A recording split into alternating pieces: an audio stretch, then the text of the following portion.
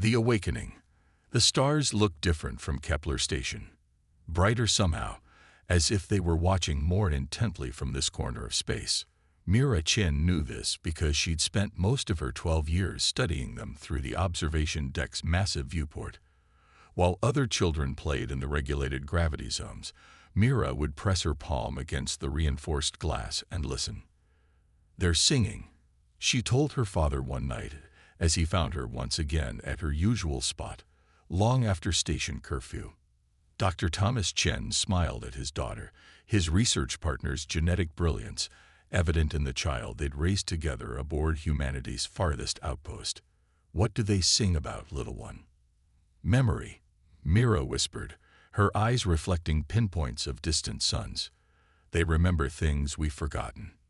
Thomas ruffled her dark hair. "Come on, stargazer. Your mother will have both our heads if we're late for dinner again." As they walked through the curved corridors of the station's residential ring, neither noticed the unusual pattern of lights flickering in their wake, nor the station systems momentarily resonating with Mira's passing. Kepler Station represented humanity's greatest achievement in peaceful exploration. Positioned at the edge of claimed space, it served as a scientific outpost and diplomatic waypoint for meeting the various species that comprised the galactic hegemony, an ancient confederacy of 27 spacefaring civilizations that had reluctantly welcomed humanity into its fold 70 years prior.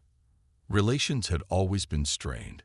Humans expanded too quickly, innovated too recklessly, asked too many questions, but they were tolerated, confined to their solar system and a handful of colonies with strict oversight.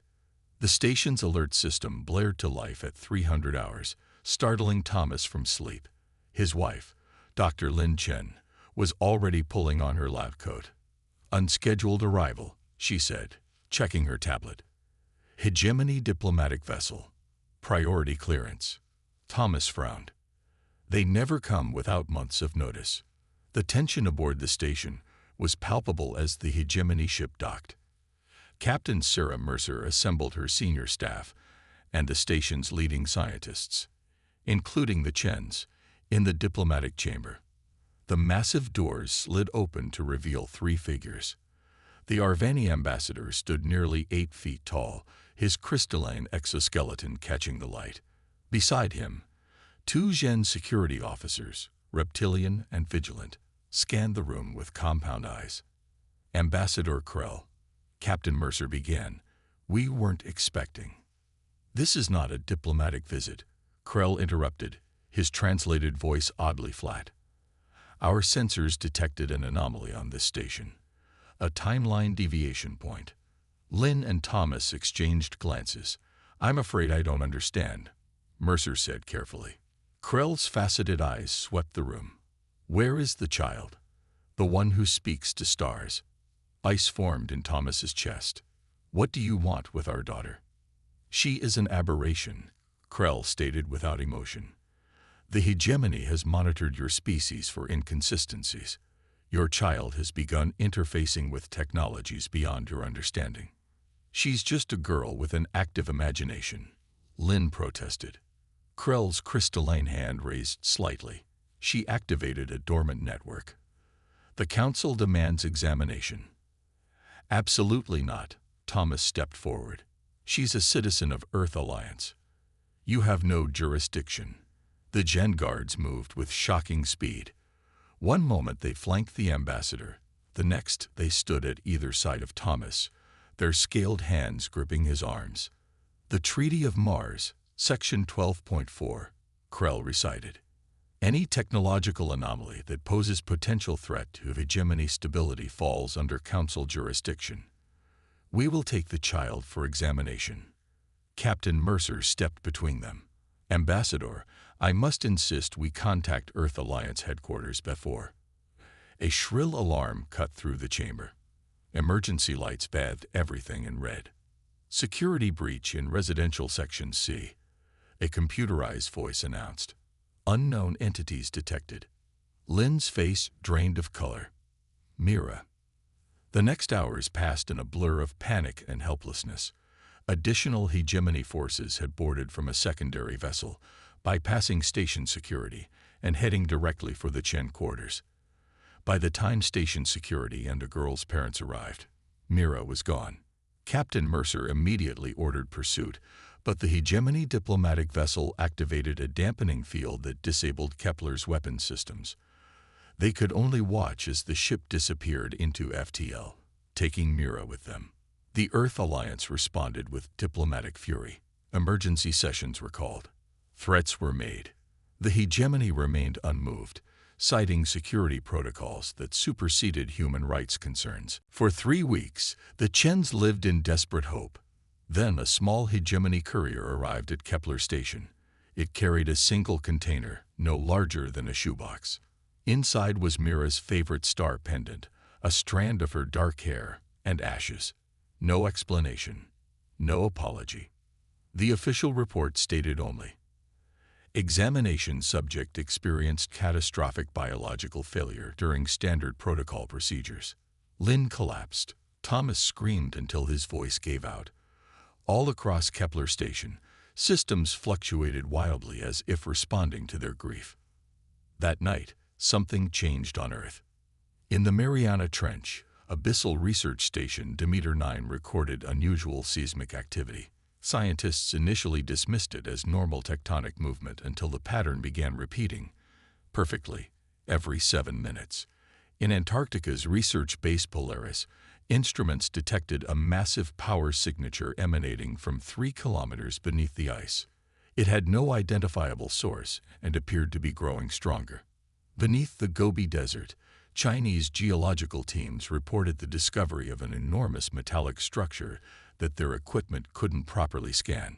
Initial excavation revealed a door large enough to admit a supertanker, covered in markings that matched no known language. Similar reports flooded in from 27 locations around the globe. Something was waking up. Dr. Yves Santos, leading xenoarchaeologist at Princeton University, was 3 levels deep in the newly discovered chamber beneath the Amazon rainforest when her assistant called out, "Dr. Santos, you need to see this." She navigated through the eerily smooth tunnels to where her team had set up lights around what appeared to be a control center. The chamber was massive, walls lined with technology that couldn't possibly have been built by human hands, at least not humans as history remembered them.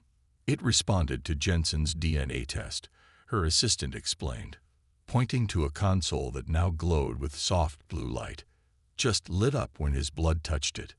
Dr. Santos approached cautiously. Across the now illuminated wall, symbols flowed like water, changing, adapting. As she watched, they shifted into recognizable English. Guardian Pro Tokyo Volo Initiated. Sudhihineo, Recivid.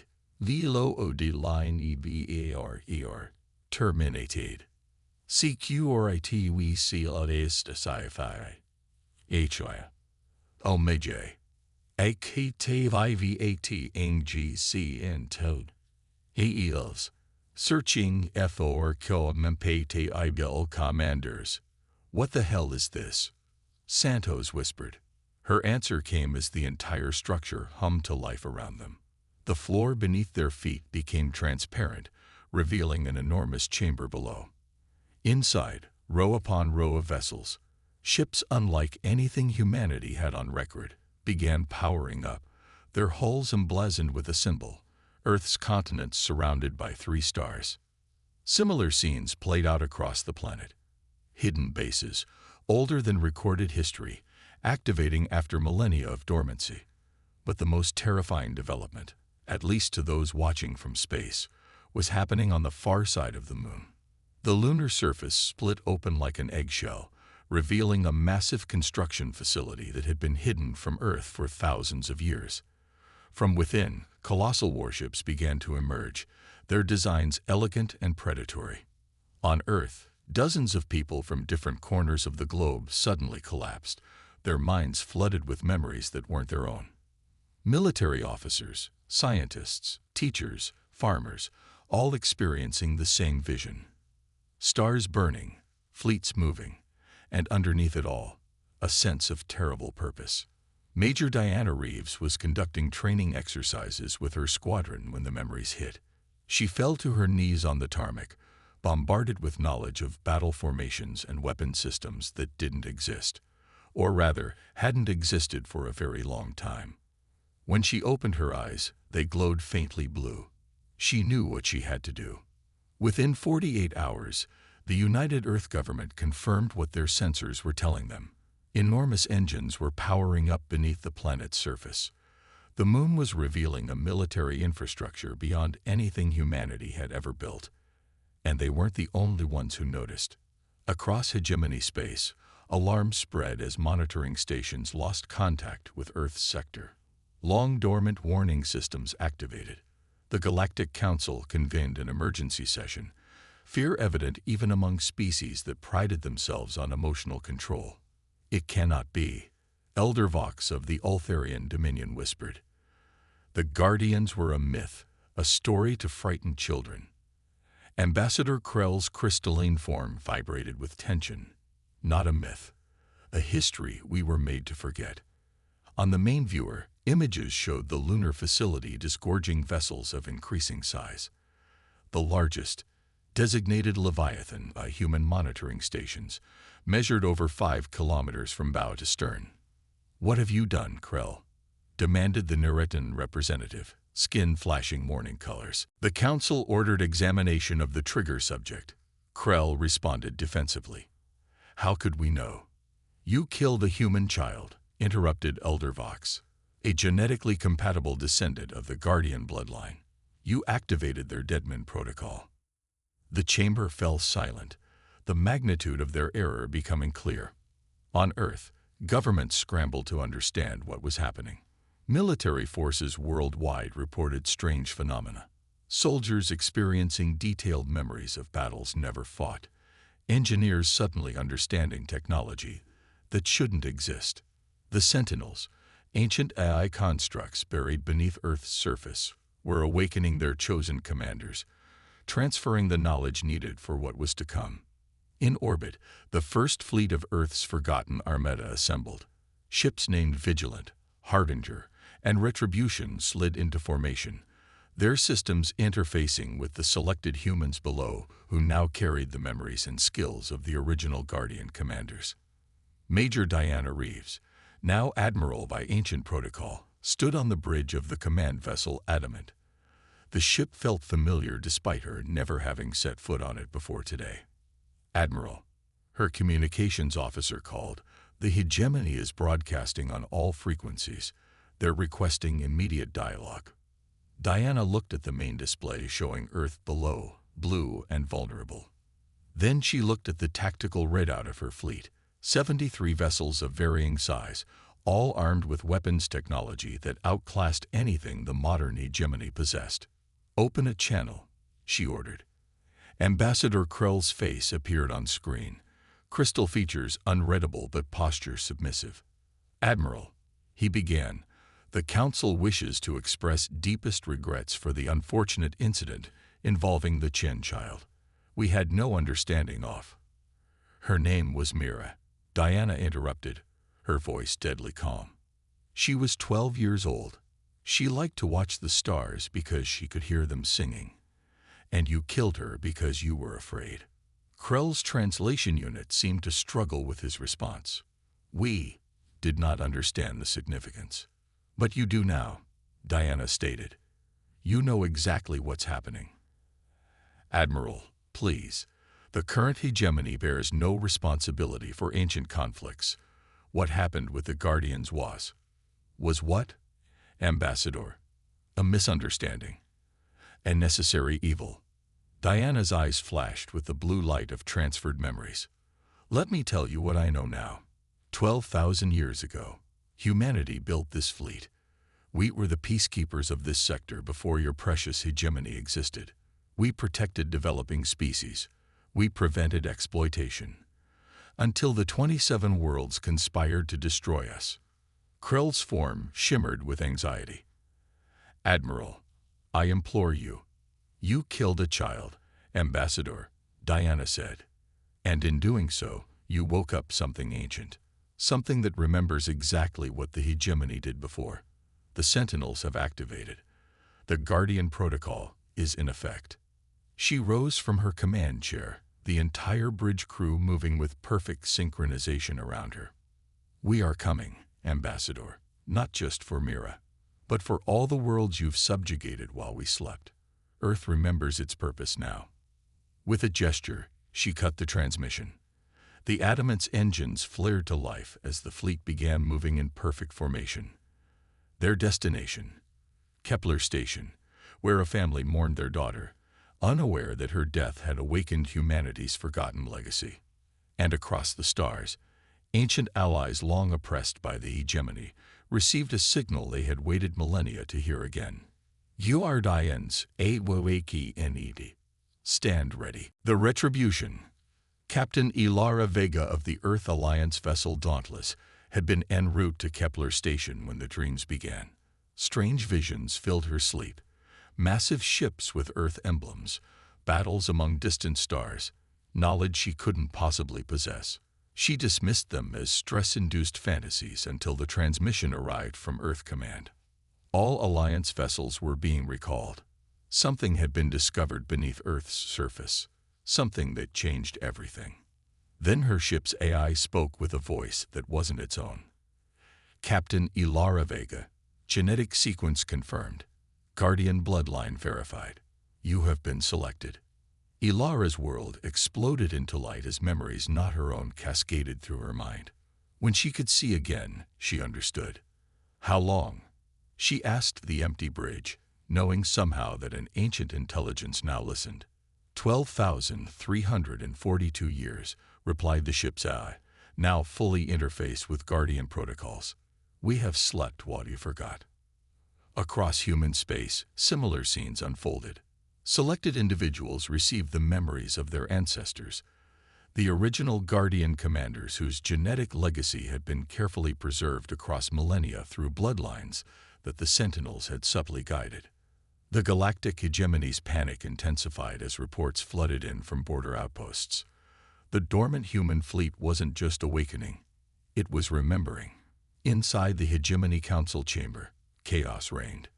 We must strike immediately, insisted General Vox of the Ultharians, before their fleet fully assembles. Ambassador Krell's crystalline form vibrated with disagreement. The old records are clear. Their defensive capabilities exceed anything in our arsenal. Direct confrontation would be suicide.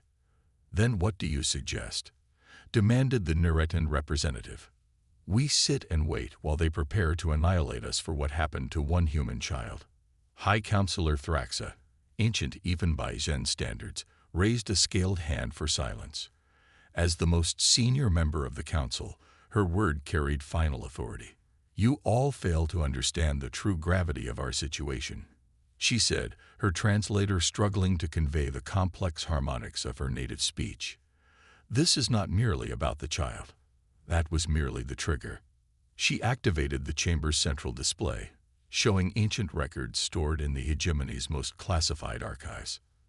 12,000 years ago, humanity was not the emerging species we have pretended they are. They were the dominant force in this sector of the galaxy, self-appointed guardians protecting developing civilizations. Our ancestors, the original 27 worlds, united not for mutual protection as our histories claim, but to overthrow human dominance. The display showed massive battles, Earth vessels fighting against overwhelming numbers. We could not defeat them conventionally, so we employed biological warfare, releasing a pathogen that affected human memory. Within 3 generations, they forgot their technology, their purpose, their history, everything but the most basic aspects of their civilization. The remaining guardians, knowing they were losing the knowledge battle, enacted a final protocol before surrendering to the memory plague. They buried their fleet, whispered Krell, created the Sentinels to watch and wait. For a very specific trigger, Thraxa confirmed. The death of a genetically compatible child at hegemony hands. Our ancestors believed such an event so unlikely that they dismissed the threat entirely. They were wrong. On the outer edge of the Sol system, Admiral Diana Reeves stood on the bridge of the Adamant, watching as more vessels joined her growing fleet. The knowledge flowing through her mind was overwhelming but essential. Battle tactics, weapons capabilities, the locations of hidden Guardian bases throughout the galaxy. Most importantly, she now understood Earth's true history. Humanity hadn't evolved naturally on Earth. They had chosen it, terraformed it, after their original homeworld was destroyed in an ancient conflict. For thousands of years, humans had been the peacekeepers of this galactic sector until betrayal forced them into hibernation. Admiral, her communications officer called. We're receiving transmissions from non-hegemony systems throughout the sector. Put them through, Diana ordered.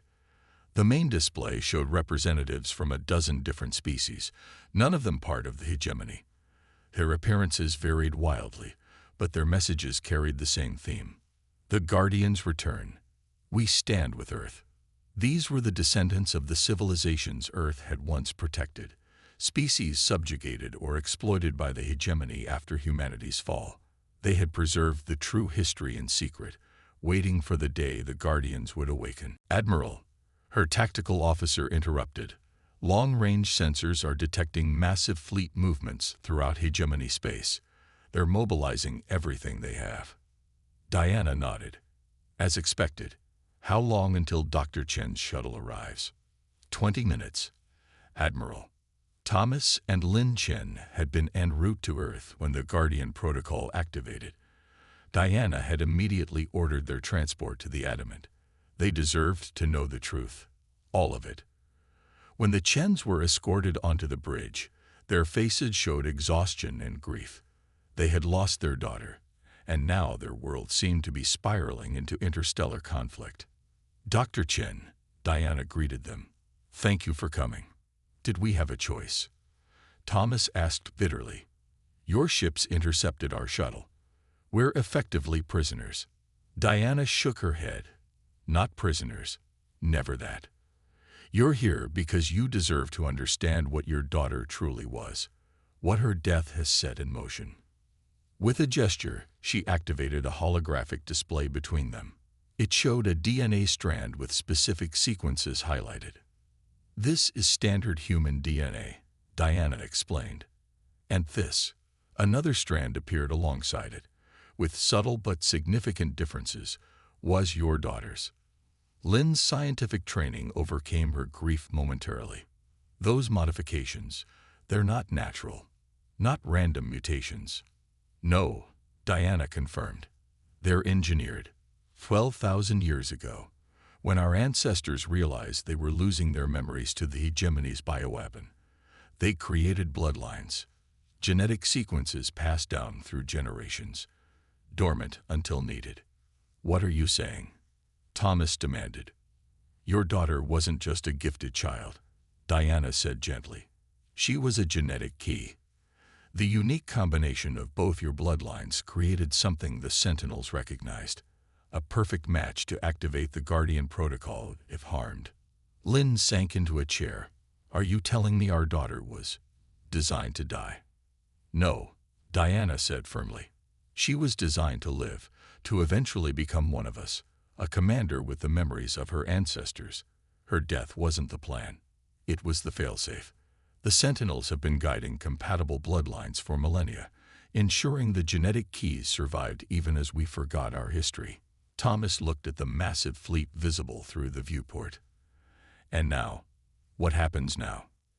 Now we remember who we are, Diana answered, and we reclaim our role.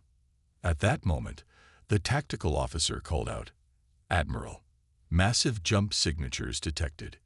Hegemony fleet incoming. The space around Jupiter's orbit erupted with arrival flashes as over 5,000 hegemony vessels materialized, the largest armada ever assembled.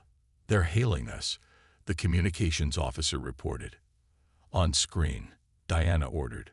High Counselor Thrax's reptilian face appeared, her scales shifting color in the emotional patterns of her species. Admiral Reeves, she began. I speak for the United Hegemony. We wish to avoid conflict. Your fleet composition suggests otherwise. Diana replied coolly. A precaution only, Thraxa assured her. We propose terms. The hegemony acknowledges its historical error regarding humanity. We offer reparations for the Chen child. In exchange, we ask that the Guardian fleet return to dormancy. Diana's expression hardened. You still don't understand. This isn't a negotiation. The Guardian Protocol isn't just about vengeance. It's about restoration. While you've ruled, how many species have suffered? How many civilizations have you exploited? We've received transmissions from dozens of worlds asking for our protection. Protection. Thraxa's scales flushed with anger. You speak of protection while threatening war. We're not threatening war, Diana corrected. We're reclaiming our purpose. With perfect timing, space behind the adamant shimmered as the remainder of Earth's fleet arrived. Vessels that had been hidden beneath oceans, deserts, and ice sheets. Leading them was the Leviathan, a vessel so vast it seemed impossible it could have remained hidden on Earth's moon. You have a choice, Counselor, Diana continued. Withdraw your forces, acknowledge humanity's right to resume its guardianship of this sector, and we can begin diplomatic discussions about coexistence. And if we refuse, Thraxa demanded. Diana's eyes glowed blue with ancient memory. Then we demonstrate why your ancestors found it necessary to make us forget who we were rather than face us in open combat. The transmission ended. For several tense minutes, the two fleets faced each other across the void, weapons primed, shields at maximum. Thomas and Lin Chen stood on the bridge, watching the standoff that their daughter's death had precipitated. Around them, the crew worked with eerie efficiency, guided by memories older than human civilization. Admiral, the tactical officer called suddenly. The hegemony fleet is. It's breaking formation. Multiple vessels are powering down weapons. On the main viewer, they watched as dozens, then hundreds of hegemony ships began moving away from their battle positions. Communications channels exploded with transmissions as individual captains declared they would not fire on the Guardians. They remember, Diana said softly. Not all of them agreed with what their ancestors did. The hegemony formation dissolved into chaos as more ships withdrew. Finally, only a core fleet around Thraxa's command vessel remained in attack position. They're hailing us again, reported communications. Thraxa's face appeared, her scales now pale with fury. This treachery will not save you. My loyal forces still outnumber yours. Stand down or be destroyed. Before Diana could respond, Lin Chen stepped forward. May I speak? She asked quietly. Diana nodded and moved aside. Lin looked directly at the alien who represented the authority that had murdered her daughter. Counselor, I am Dr. Lin Chen. You killed my child to prevent exactly what has happened anyway. You feared humanity remembering its power, but you never understood its purpose. She gestured to the tactical display showing both fleets. Look at your formation. Your ships are arranged for maximum offensive capability, a conquest pattern. Now look at ours. The Earth vessels had arranged themselves in concentric defensive rings, not just around Earth, but extending outward to protect the most vulnerable hegemony ships as well. Even now, facing the killers of her child, humanity's first instinct is protection. Lin continued, her voice steady despite her tears. That was always our purpose, not conquest, not revenge. Guardianship. Thraxa's scales shifted to a color no one on the bridge recognized. You expect me to believe you won't seek retribution. Justice, yes, Lin replied, but not vengeance. My daughter spoke to stars. Counselor. She heard their memories. Now we all remember. She looked at Diana. And what we remember is our responsibility. Thomas moved to stand beside his wife, taking her hand. Our daughter died because you feared what you didn't understand. Don't make that mistake again. For a long moment, Thraxa was silent. Then, slowly, her command vessel powered down its weapons. I will speak with the remaining council, she said finally. This situation requires reconsideration. The transmission ended. Across the fleet, humans with newly awakened memories watched as the last hegemony vessels withdrew to a safe distance. It wasn't surrender, not yet, but it was acknowledgement. Admiral Diana Reeves turned to the Chens. Your daughter changed everything. Not just by dying, but by being who she was. The records say she could hear the stars. Do you know what that means? They shook their heads. It means she could access the quantum memory network, the system our ancestors built to store their knowledge beyond the reach of the memory plague. She was already beginning to remember, even before the protocol activated. What happens now? Thomas asked. Diana gestured to the stars visible through the viewport. Now we remember everything. Our technology, our alliances, our purpose. She looked at the grieving parents with compassion. And we ensure no other child dies because of fear. In the months that followed, the galactic order shifted dramatically. The Hegemony Council dissolved, replaced by a new coalition that included Earth and its ancient allies. Guardian vessels resumed their patrols, protecting developing worlds and mediating conflicts. The memory plague's effects were systematically reversed as humanity reclaimed its forgotten history. Archaeological sites across Earth revealed themselves to be far more than ancient ruins. They were the foundations of a civilization that had once spanned the stars. 1 year after Mira Chen's death, her parents stood with Admiral Reeves on the observation deck of the newly constructed Guardian Station, watching as vessels from 100 worlds arrived for the inauguration ceremony. She would have loved this view, Lynn said softly, looking out at the assembled fleet. She sees it, Diana replied with certainty. The quantum network preserves consciousness, your daughter's mind, her essence. It's part of the stars now. It's why we could hear her even before we remembered. Thomas looked skeptical but hopeful. You're saying she's still somewhere? Diana nodded. Everywhere. In the network that connects all Guardian vessels. In the memories we've reclaimed. She smiled.